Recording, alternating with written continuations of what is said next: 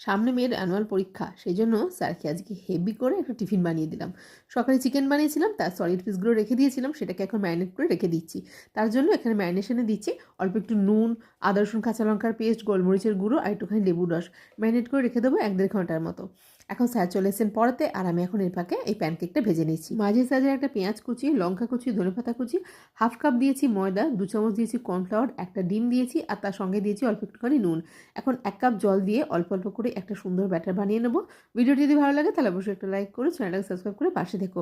খুব ভালো করে মাখানো হয়ে গেলে এতে মিশিয়ে দেবো অল্প একটুখানি চিজ। ম্যারিনেশনেই যা একটু সময় যায়, নাহলে এটা বানাতে কিন্তু খুব বেশি সময় লাগে না। আবারও সব কিছুকে খুব ভালো করে মিশিয়ে দিয়েছি। ফ্রাইং প্যানেতে দিয়ে দিয়েছি অল্প একটুখানি সাদা তেল। তেলটাকে খুব ভালো করে চারিদিকে ছড়িয়ে দিয়ে এবার প্যানকেকের মতো করে এটাকে গড়ে নিতে হবে। গ্যাস কমিয়ে ঢাকা চাপা দিয়ে দুটো দিক বেশ লাল লাল করে ভেজে নিয়েছি। আমি এটাকে সার্ভ করেছিলাম টমেটো কেচাপের সঙ্গে।